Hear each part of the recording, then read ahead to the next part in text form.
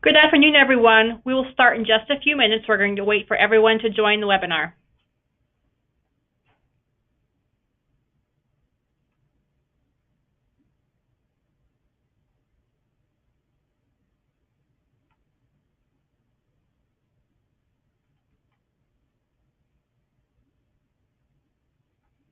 Wow, keeps going up.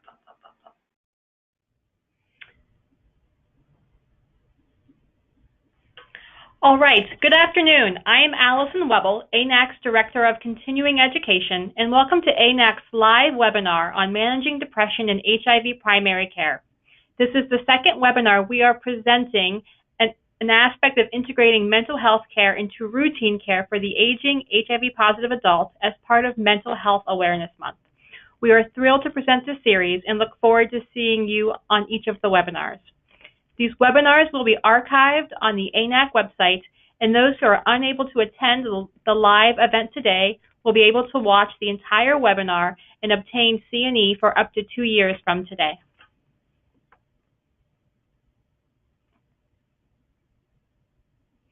So just a few housekeeping notes before we begin. All participant lines will be muted during the webinar. If you have a question, please type it into the question box of your dashboard. Additionally, Q&A fact sheets will be distributed via email to all attendees if there are questions we are unable to answer on the webinar today. And upon full participation of this webinar and completion of an evaluation, participants will be awarded 1.0 continuing education hours today. ANAC is an accredited provider of continuing nursing education by the American Nurses Credentialing Center's Commission on Accreditation. So today, Ms. Burichak and Dr. Lavakumar will present on how to manage depression and depressive symptoms in HIV primary care. Ms. Burichak is a social worker at Metro Health Systems in Cleveland, Ohio. She has over 21 years of social work experience working with vulnerable populations, including child welfare, juvenile justice, individuals with substance and mental health disorders. Ms. Burichak is an adjunct faculty member at Case Western Reserve University Mandel School of Applied Social Sciences. Dr. Malika Lavakumar is an assistant professor at Case Western Reserve University with special expertise in psychiatric care of people living with HIV. She attended medical school at the University of Florida College of Medicine and completed psychiatric residency training at the Emory University School of Medicine. She also completed a fellowship in consultation liaison psychiatry at Columbia University. Dr. Lavakumar opened a psychiatric consultation service in the Division of Infectious Diseases at Metro Health Medical Center, Cleveland, Ohio, and her clinical and research interests include treating mental illness and HIV, studying the feasibility and impact of new and emerging models, and studying the processes of delivering psychiatric consultation. She is published in peer-reviewed journals such as Psychosomatics, Current Psychiatry, and Therapeutic Advances in Pharmacopsychology. And it's from this great experience that they will speak to us today. Tracy and Malika? Thank you, Allison, for that kind introduction. The speakers today have no potential conflicts of interest to disclose.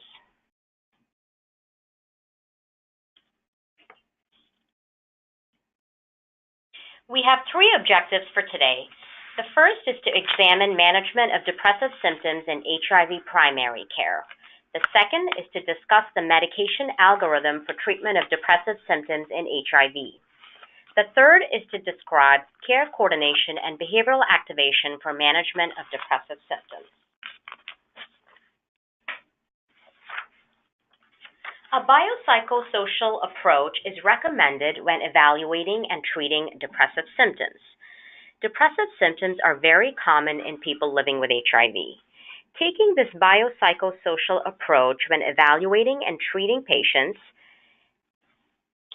helps accurately identify and treat symptoms.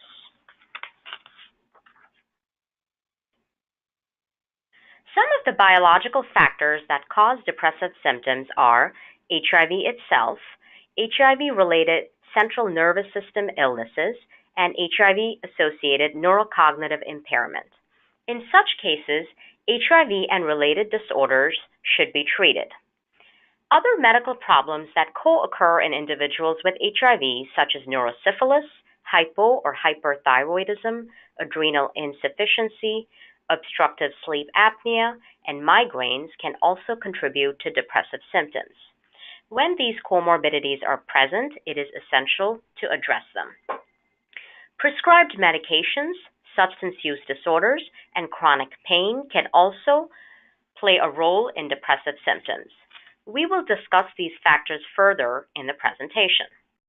Finally, major depressive disorder, a psychiatric disorder, is a common cause of depressive symptoms. Biological mechanisms in major depressive disorders include chronic systemic inflammation, endocrine dysregulation, such as disruption of the hypothalamic, pituitary, and adrenal axis, and autonomic nervous system dysregulation. The remainder of this webinar will focus on treatment of major depressive disorder. A standard evaluation for depressive symptoms includes a CD4 count, viral load, syphilis testing, a thyroid-stimulating hormone, vitamin D level, complete blood count, basic metabolic panel, hepatic panel, and a urine toxicology screen. Often these tests are performed by the primary doctor. An MRI or a lumbar puncture should be considered if the history is atypical and the patient has concurrent psychotic or cognitive symptoms and the CD4 count is less than 100 cells per cubic millimeter. A number of psychological factors can cause depressive symptoms. Grief is common in people with HIV. The diagnosis of HIV itself can be a blow to patients. Many have lost partners or loved ones to HIV. Some individuals with HIV feel guilt or shame about contracting the virus. If these feelings persist, they can progress to a major depressive disorder. Internalized stigma of having HIV, a substance use disorder, or being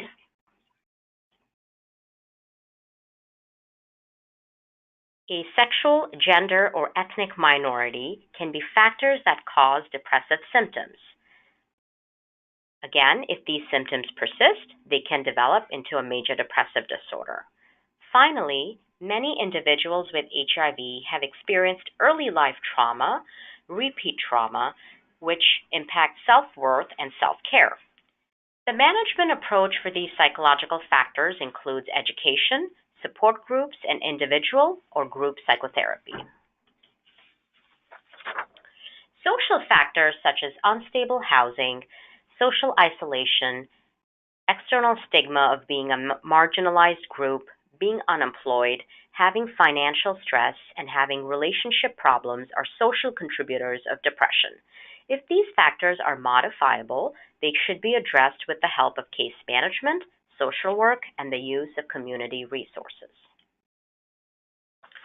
There are some barriers to successfully treating depression in HIV care. First is the lack of identification of depression. Second is early discontinuation of antidepressants due to side effects. Third is an absence of regular measurement of symptoms to assess response. Fourth, not having enough specialty mental health care providers such as psychiatrists or psychotherapists to make care accessible in a fee-for-service model. And the fifth is need for a protocol to guide HIV providers in managing depression. One of the questions that was raised in a previous webinar was, do you find that the gaps seen within primary care and psychiatric health of individuals with HIV can be bridged by the advanced practice nurse with psychiatric mental health credentials as well as a family nurse practitioner background? A nurse practitioner with both psychiatric and family medicine training would certainly offer a unique set of skills to serve patients with comorbid mental health and chronic diseases, including HIV.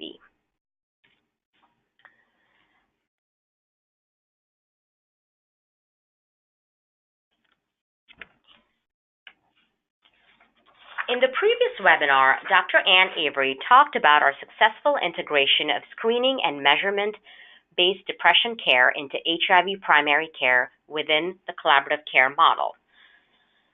Briefly, all patients receive annual depression screening with the PHQ-2 or the PHQ-9. If the PHQ-2 is 0 or the PHQ-9 is less than 10, then patients receive annual screening. They're screened in the next 12 months. If the PHQ-9 score is 10 or higher, patients are encouraged to implement self-management and their symptoms are remeasured in 3 months with the PHQ-9. If the PHQ-9 is not decreased by 50%, then treatment is adjusted and they're remeasured in 3 months. If the PHQ-9 is decreased by 50% but higher than 5, then the treatment plan is maintained and they're remeasured in 3 months. If the patient's PHQ-9 score is less than 5, we consider them to be in remission and their treatment plan is maintained and they're remeasured in 6 months. Patients receive repeat remeasurement and augmentation of treatment based on their response. They are referred to a face-to-face psychiatric evaluation if their response is incomplete after 6 months of the collaborative care. Self-management is a good first-line intervention for mild to moderate depression. Care coordination is an effective system-level intervention for management of depressive symptoms. Later on in the webinar, Tracy Berhashik will discuss care coordination in detail. Education is the cornerstone of treating depression. Patients should be educated about how the symptoms they are experiencing are part of an illness. For example, it should be pointed out to them that loss of interest or pleasure in activities is a symptom of depression. The problems they may be having with concentration or focus is a symptom of depression. Other symptoms and signs such as poor energy, feelings of guilt or worthlessness, thoughts of suicide or self-harm, sleep problems, appetite or weight change, physical agitation or slowing down, anxiety, or somatic symptoms are signs and symptoms of depression and should be brought to their attention. Systematic and regular remeasurement of depressive symptoms can help patients appreciate that they have depression. A depression measurement tool is an illness tracking tool similar to a blood pressure reading in hypertension or a hemoglobin A1C in diabetes. We have successfully used the PHQ-9 as a depression measurement tool, and it guides the healthcare team in tracking and adjusting the treatment plan. Recovery from depression can occur in a number of ways: by using self-management, by participating in psychotherapy, or by taking medications. In some cases of simple, uncomplicated depression, the depressive episode may be self-limited. Often in HIV, major depressive disorder is recurrent and chronic. When we discuss self-management with patients, we say to them that self-care is critical to living successfully with depression or any chronic illness. Unlike some ailments that can be resolved simply by taking your medicine, illnesses like depression require making lifestyle changes as well. That's because the mind, the body, and the environment impact each other constantly in countless ways. Focusing solely on treating your brain without concern for your overall physical condition or your surroundings will only yield limited results. Later in the webinar, Ms. Berhashik will talk more about how she helps patients develop self-management strategies. Psychotherapy is an effective intervention to treat mild to moderate depression. It can also be used to augment antidepressant treatment in severe depression. Cognitive behavior therapy and interpersonal therapy are evidence-based, time-limited psychotherapies. A treatment course usually involves weekly appointments for 12 to 16 sessions. Both these psychotherapies have been studied in people with HIV and have been shown to be effective. They can now be delivered via telemedicine, which can improve access to psychotherapy. Cognitive behavior therapy is based on the premise that faulty thinking patterns generate maladaptive behaviors and negative emotions. Cognitive and behavioral interventions focus on changing an individual's thoughts, also known as cognitions, in order to change behaviors or actions, feelings, and somatic experiences. Some of the thoughts that a depressed individual may experience are, I'm worthless, or nobody would want to spend time with me, or I can't solve a problem. The behaviors associated with these thoughts are staying at home, stopping hobbies or enjoyable activities, withdrawing from friends, or drinking more alcohol than usual to cope, or stopping exercise. The feelings associated with these thoughts are sadness, loneliness, feeling guilty, worried, or fearful. Somatic experiences associated with depression are fatigue, pain, which patients may report as headaches, stomach aches, or lower back pain, and sleep problems. In therapy, these negative thoughts and behaviors are challenged, which can lead to a change in feelings, behaviors, and physical experiences, which then leads to recovery from depression. Interpersonal psychotherapy is based on the premise that relational conflict or ineffectiveness in various roles is prominent in the early stages of a major depressive episode. In therapy, interpersonal issues are addressed, which leads to improvement in symptoms and strengthening of relationships. These strengthened relationships then serve as a support for recovery from depression.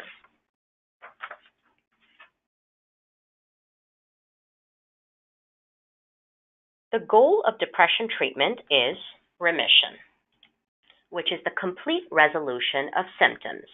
On the PHQ-9, this is measured as a PHQ-9 score of less than 5. Achieving remission is important because it prevents recurrence of depressive symptoms and leads to the greatest improvement in functioning. We will now talk about the use of antidepressant medications for treatment of depression. Many antidepressants have been shown to be effective in HIV, such as the SSRIs, the SNRIs, tricyclic antidepressants, Wellbutrin, stimulants, and testosterone. Drug interactions with medications prescribed for HIV or related illnesses should be taken into consideration. When treating with an antidepressant, treatment response should be assessed after 4 weeks at a given dose. If improvement is insufficient, then the dose should be increased until remission is achieved, side effects become intolerable, or the maximum dose has been reached. As long as any side effects remain tolerable, a patient should receive an adequate trial of a medication, which is 8 to 12 weeks on a medication, of which 4 to 6 weeks should be on a high-moderate dose, before determining a treatment failure, or switching antidepressants, or referring to a psychiatric provider.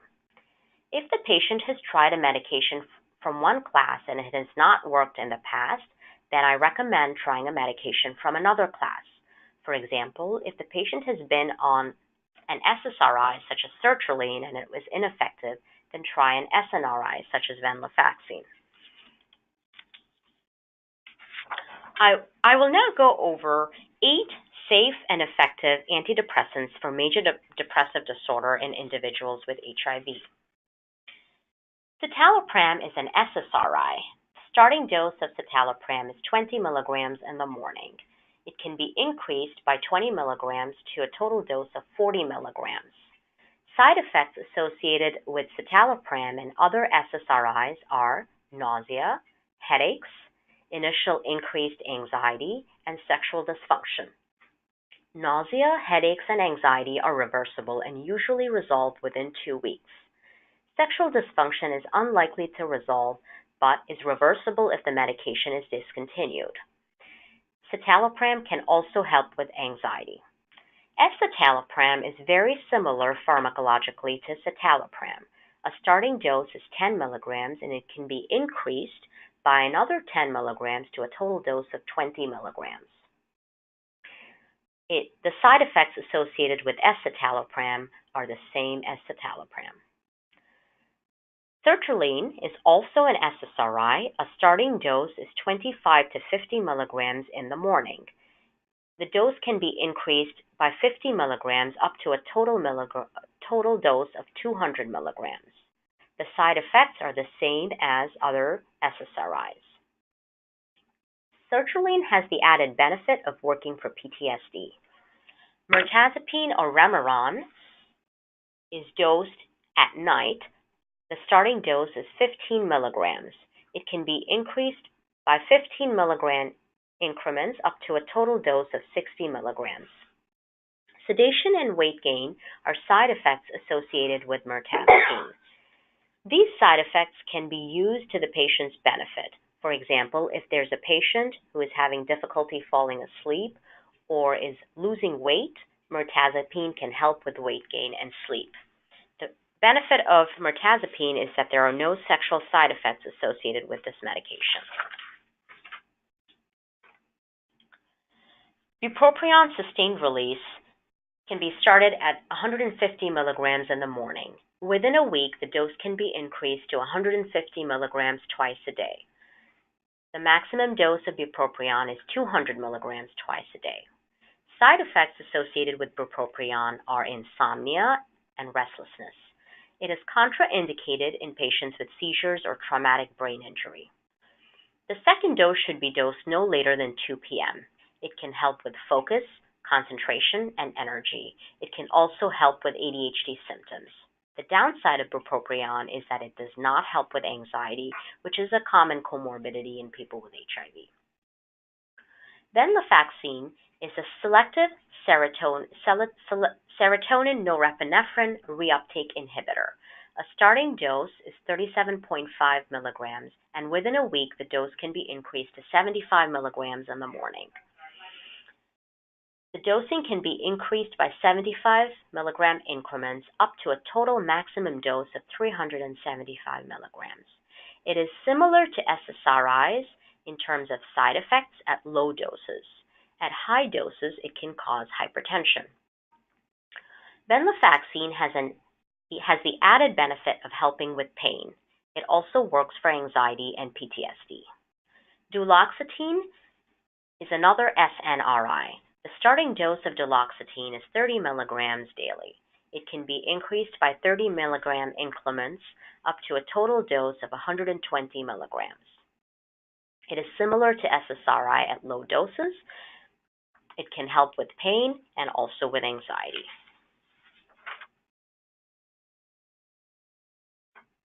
Chronic pain can precipitate the onset of depression. The coexistence of depression and pain exacerbates both disorders. It is essential to treat both conditions simultaneously.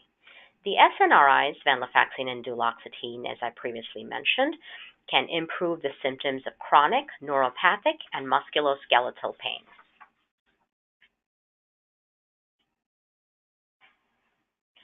Alcohol or street drugs such as opioids, benzodiazepines, amphetamines, or cocaine or amphetamine withdrawal states, PCP, and hallucinogens can cause depressive symptoms. When depressive symptoms persist beyond the expected length of physiological effects, intoxication period, or withdrawal period, the patient is diagnosed with having a substance-induced mood disorder. In order for a substance-induced mood disorder to exist, the depressive symptoms should have developed within 1 month after use of a substance. Substance use disorders frequently co-occur with major depressive disorder. Attributing causality to a substance-induced mood disorder versus to a major depressive disorder can be challenging.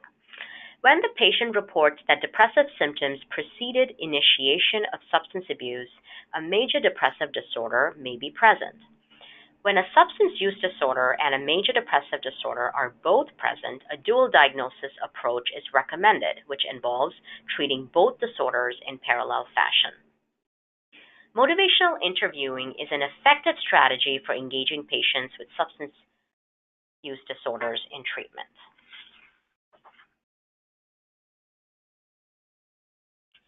Certain prescribed medications can also cause depressive symptoms, as previously mentioned. Among the antiretrovirals, some of the NRTIs and the NNRTIs and the integrase strand inhibitors can cause depressive symptoms. Corticosteroids, estrogen, interferon, isotretinoin, and opioids are also known to cause depressive symptoms. If depression is thought to be due to prescribed substances, we recommend tapering the offending agent if feasible and finding an alternative if one exists.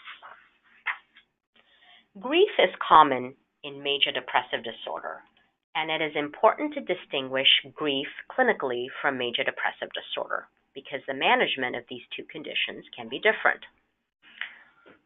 Grief is characterized by a response to loss, which can be death, financial ruin, natural disaster, or a serious illness. Major depressive disorder, on the other hand, is a psychiatric disorder. The predominant feelings in grief is emptiness and loss. Predominant feelings in depression are unhappiness and misery. Grief decreases in intensity over days to weeks. It occurs in waves and is sometimes called the pangs of grief. Depressed mood in major depressive disorder is persistent. Thoughts and memories in grief are those of the loss or the deceased one. In major depressive disorder, the ruminations are pessimistic.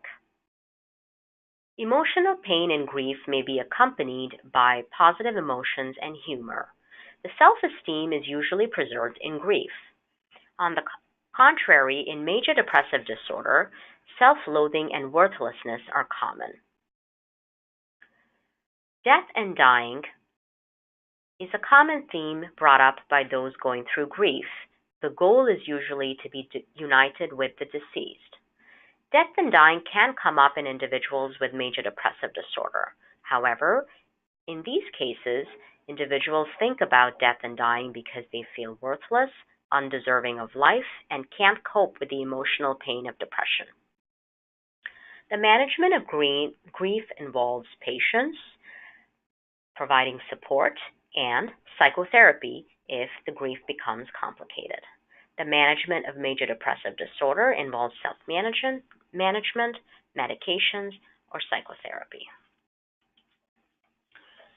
Item 9 on the PHQ-9 screens for suicide. I will talk now briefly about suicide risk assessment. Broadly, suicide risk factors are broken down into acute and chronic risk factors. We think of acute risk factors as being modifiable risk factors. Psychological states of distress, such as psychosis, especially command hallucinations instructing one to end their lives, depression, mania, anxiety or agitation, impulsivity, despair, or hopelessness are associated with acute risk for suicide.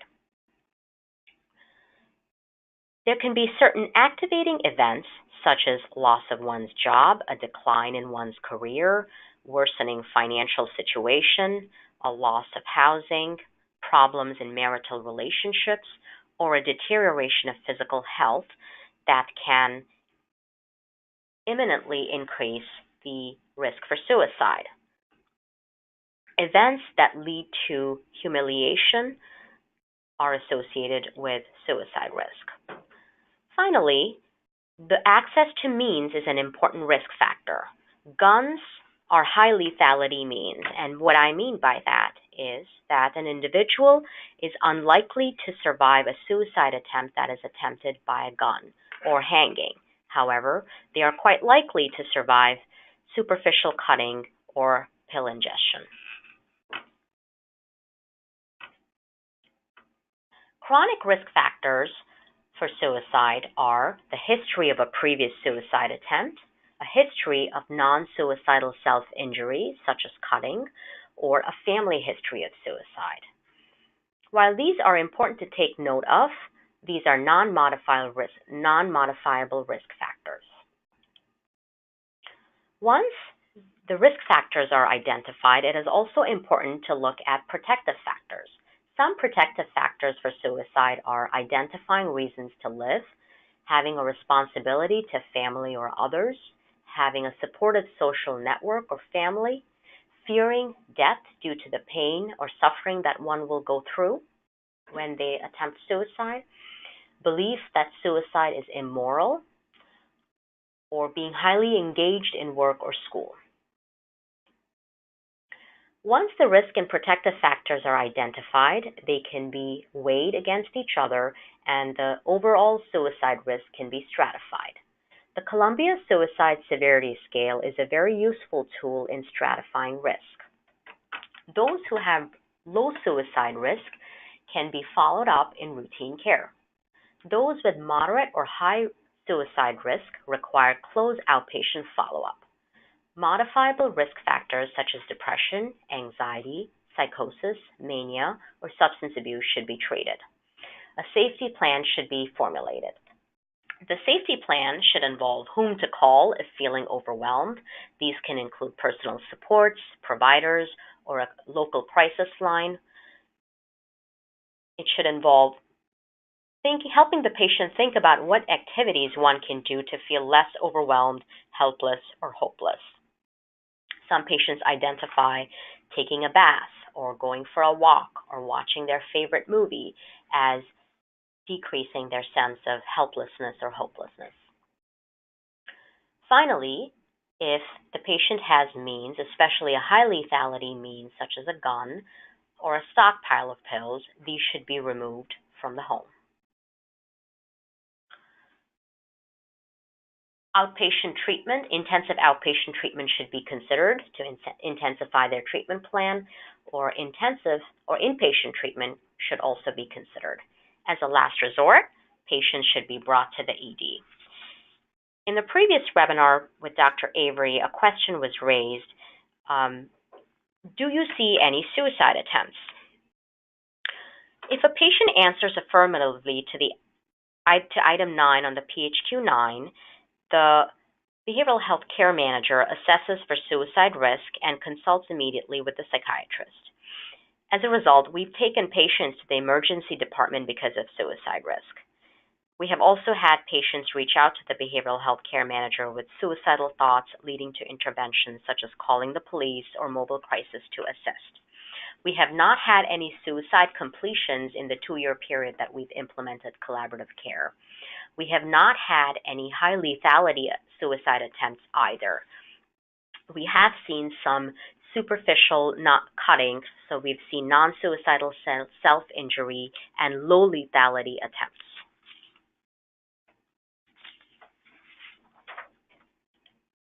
I will now turn it over to Tracy Berhashik, who will talk about care coordination. Okay, thank you. Thank you, Dr. Lavakumar, for that comprehensive clinical overview of depression. I'm going to talk a little bit today about the components of care coordination and how we kind of implemented that in our clinic, how that looks for our patients. At its essence, care coordination is based on a patient-centered perspective, and it starts with the patient. We view this as a volunteer program, so patients that do screen 10 or above are approached by the care manager, myself, and we do have a second care manager in the clinic, and we engage them and try to elicit their help and their feelings and their preferences about their depressive symptoms and their preferences towards treatment. But at the end of the day, it is voluntary. It's a team-based approach to care. So the team includes the primary care physician or the HIV physician, the social worker, the nurse, the care manager, and the psychiatrist. It can also include specialty care such as physical therapy, occupational therapy, community-based providers, etc. Care coordination addresses potential gaps in meeting patient needs in order to achieve ideal health and wellness outcomes. Care coordination coordinates the care between the ID physician, psychiatry, and other specialized care, such as social workers, PT, OT, substance abuse, nurse practitioners, home health care, transportation, etc. And it's an ongoing assessment of patient functioning and patient needs. And it's also a warm handoff. So we try to walk the patients to other departments when we can, or at least sit with them and help them make those phone calls to specialty care rather than just give them a number and kind of let them manage on their own. The role of the care manager is primarily patient engagement initially. That is building rapport with the patient, eliciting concerns from the patient, providing information to the patient, clarifying their preferences, conveying hopefulness, monitoring their progress, and reinforcing self-management. It's an ongoing systematic assessment of patients utilizing the PHQ 2 and 9. As Dr. Lava Kumar pointed out, there is an initial screening, and for patients that do screen into the screening pathway, which would be a 10 or above, there's a 3-month, a 6-month follow-up, et cetera. And then other patients, we screen them annually. We review the PHQ 9 with them at subsequent appointments. We review their symptoms, their medications, any suicidality risk, as well as the behavioral activation plan. The role of the care manager also encourages treatment adherence to medication. That involves becoming familiar with commonly used antidepressants, their side effects, supporting medication adherence, recognizing when treatment isn't working, alerting the team to what's going on with the patient, and often that involves either inadequate dosing, ineffective treatment, or intolerable side effects. The care manager also regularly completes mental health assessments on patients, consults with the psychiatrist in regular weekly meetings, and supports medication management by the primary care provider. The care manager also helps facilitate referrals to specialty care, collaborates with the primary care provider, provides one-on-one coaching and problem-solving techniques with patients, serves as kind of a cheerleader for them to celebrate small victories and important positive steps, provides continuous encouragement, advocates for the patients when necessary, particularly with community providers, housing, et cetera, and serves as a liaison between the ID provider, the patient, and the psychiatry department.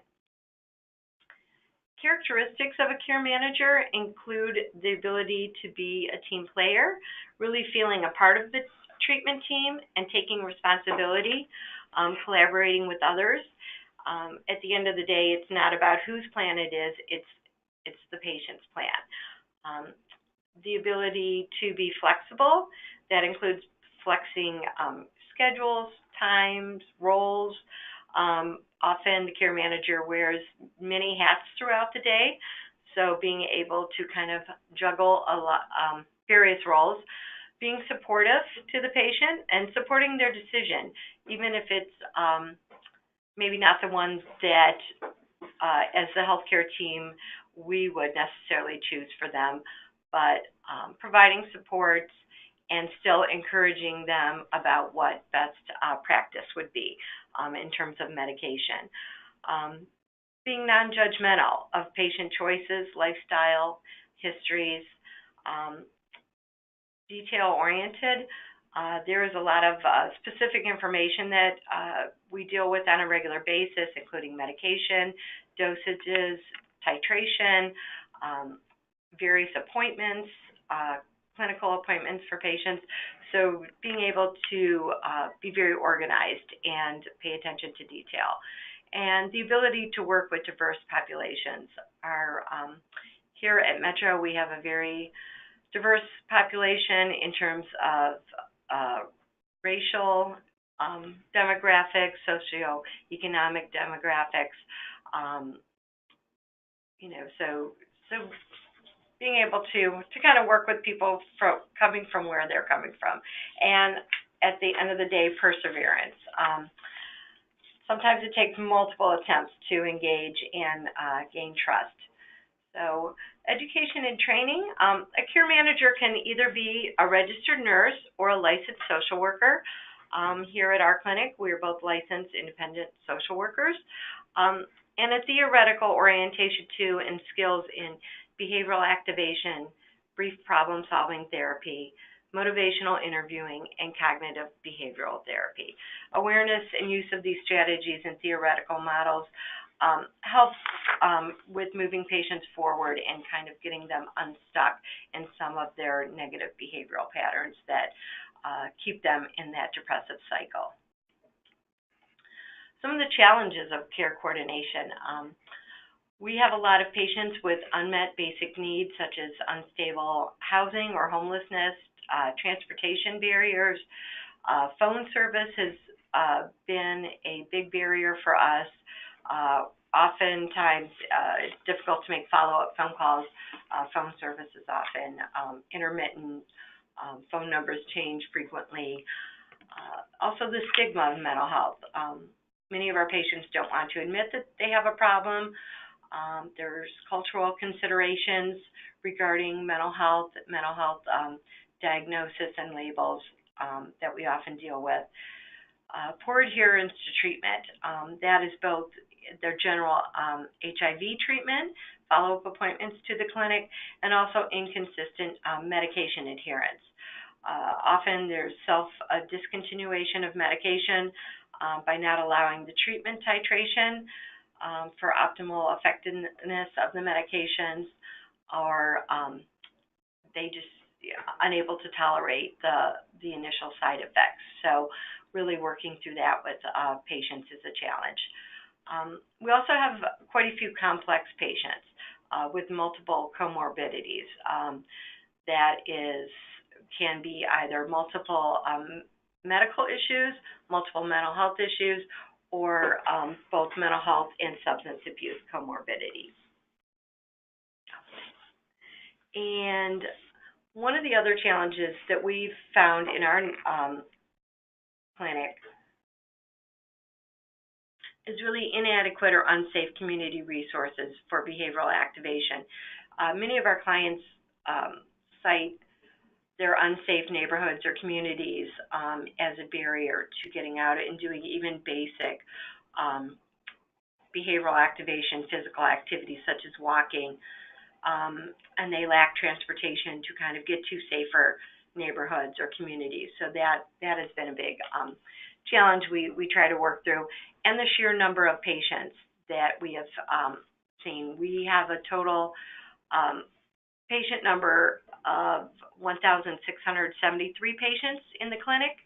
So far, we have screened 1,430 of those, and 536 or 37% have screened 10 or higher at least once.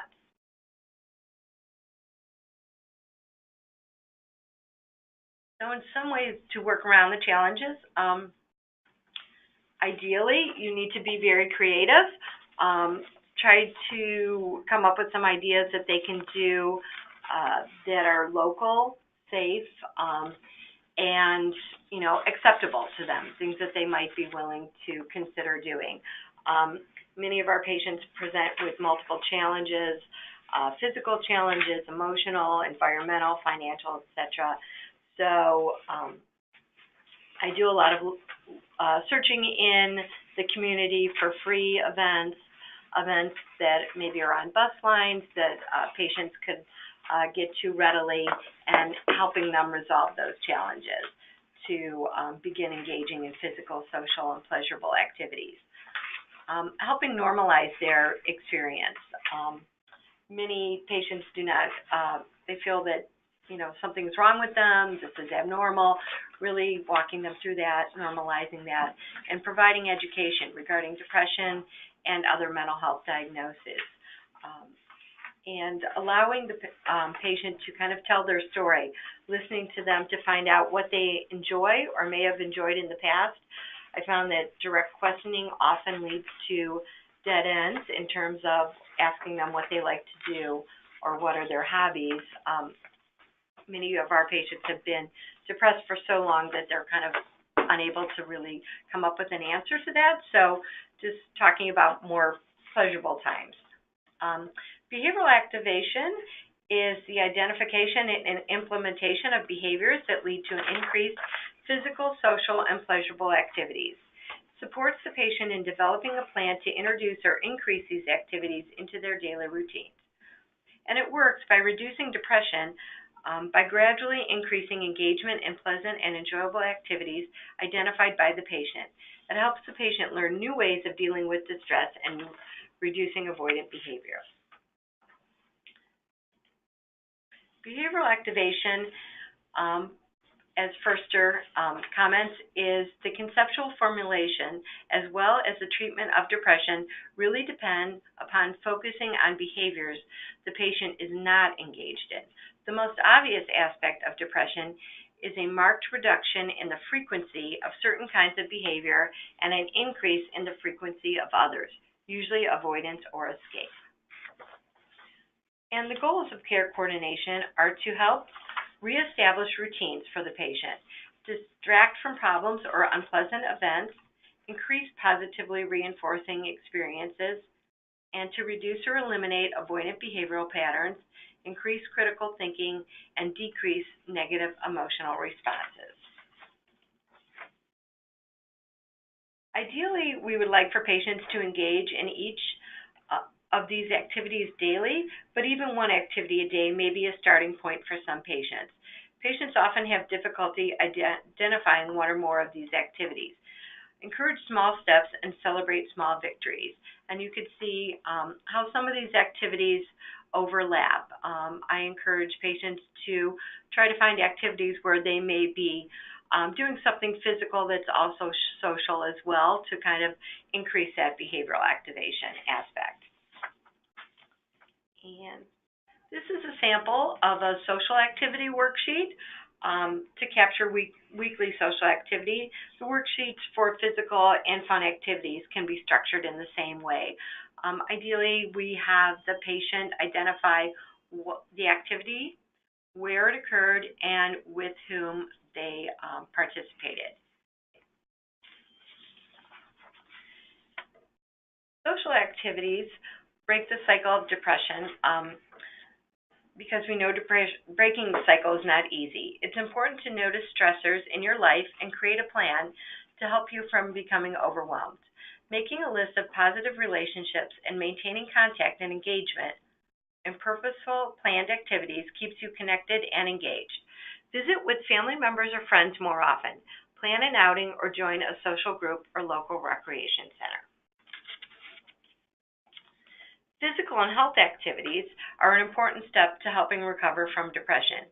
This includes general wellness activities such as maintaining healthy eating and sleeping habits, exercising more, and developing a positive support group.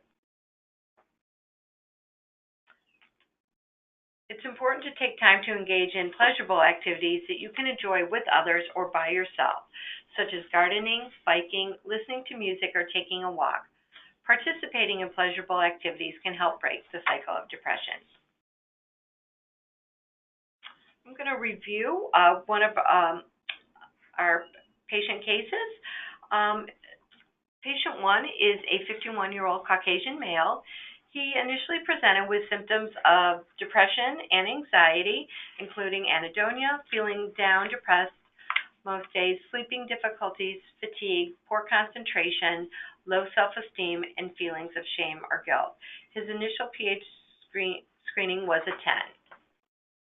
His previous treatment had included Xanax, 0.5 milligrams, discontinued due to poor response, Adderall, 20 milligrams twice a day, patient self-discontinued, and Lexapro, 20 milligrams, which he was taking at our initial encounter. After completing the mental health assessment, his diagnosis included major depressive disorder, recurrent, moderate, and generalized anxiety disorder.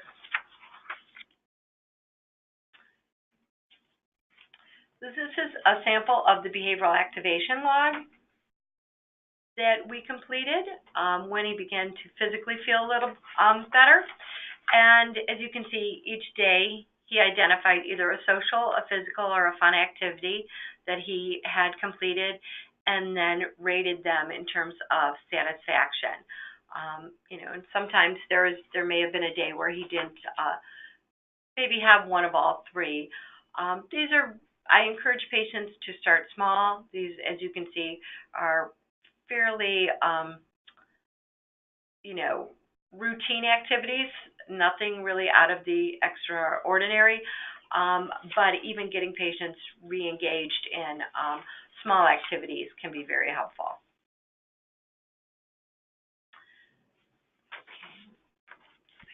So we already did this. So the treatment recommendations included behavioral activation, individualized psychotherapy, and a referral to a certified nurse practitioner. This patient is currently in remission as of June 2016 with his remeasurement was a 3 at that point. Most recently, he was remeasured as part of his annual screening in November of 2017, and his PHQ-9 score was a 0. Treatment was a coordination of behavioral activation, psychiatry, and working with his primary care physician to manage the patient's care. Case 2, this patient is a 39-year-old African-American male, initially presented with symptoms of depression, including unexplained weight loss, pain, fatigue, loss of motivation, difficulty concentrating, and feeling down or depressed most days over the past few months. Patient denied any suicidal ideations, though admitted to suicidality in the past. In 2014, he had an attempt, and he reports seeking help at this time. So he admits to self-isolating behaviors and a limited support system. His initial PHQ-9 screening was a 13 in February of this year, and previous treatment included citalopram and fluoxetine. He had had no previous individual psychotherapy, and he was not interested in support groups. Treatment included psychoeducation on depression and medications, behavioral activation, and increasing his citalopram to 40 milligrams after a psychiatric consult. Patient was rescreened using the PHQ-9 on May 17th of this year, and his score was 3, indicating mild depressive disorder symptoms and a reduction of more than 50% in his depressive symptoms.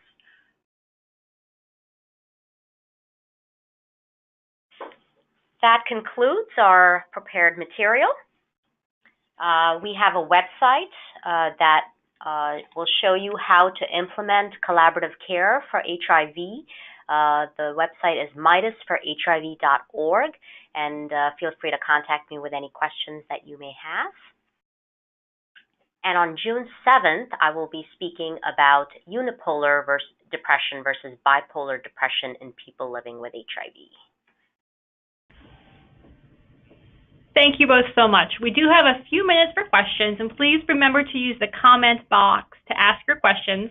There was a question from a member about getting a copy of the slide, and we will be sending an evaluation link in the next day or so to everyone who is registered. If the presenters are okay with it, we can also include a PDF version of their slides with that link, but we'll confer with them after the presentation.